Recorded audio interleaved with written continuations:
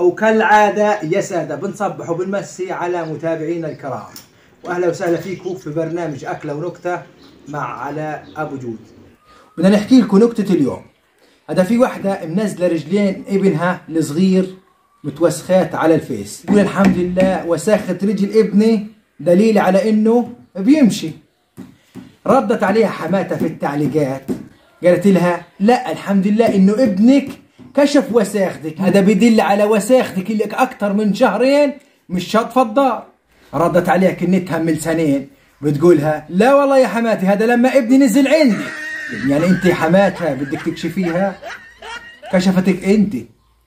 وهذه نكتة اليوم، ان شاء الله تكون عجباكم، واللي مش عجباه بلاش يستنى الخميس الجاي.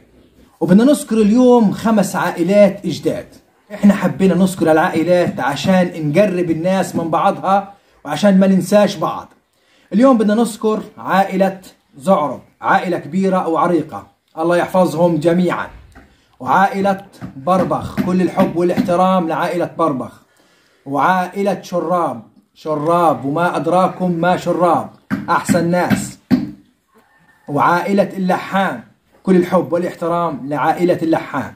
وعائلة الفرة أحسن ناس وناس متعلمين ومتثقفين. كل الحب والاحترام لكل عائلات خان يونس وغزة وعائلات فلسطين جميعا. واللي حابب نذكر عيلته يكتب لنا في التعليقات عشان نذكرها في الفيديو القادم. وتنسوناش في التعليقات عشان نظهرها في آخر الفيديو، حنظهرها على اليوتيوب. ولا تنسونا في الاشتراك وتفعيل زر الجرس عشان يصلكوا كل جديد، عشان بإذن الله إذا بكتر عدد المشتركين والمشاهدات حيصير عندنا دخل من اليوتيوب، وإن شاء الله هذا الدخل حيعود للناس الغلابة ومش حننسى حدا. وخليكم معنا وشوفوا الطريقة اللي حنعمل فيها الجناحين.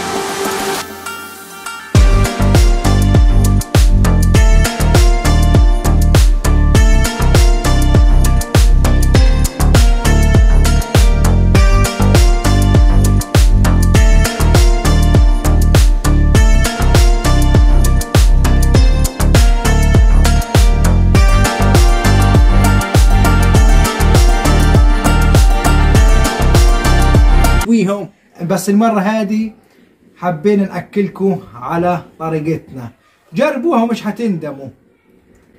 للعلم اللي بده يسألني قديش قعدوا على النار، هذول قعدوا تقريبا مدة ساعة على الفحم، تنساهم بتسيبهم. وانا عارف انه وقت كبير بس غير طريقة الاكل.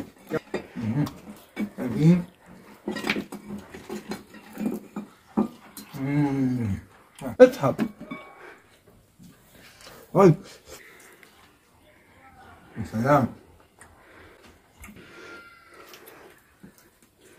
هاي الخلطة اللي جوا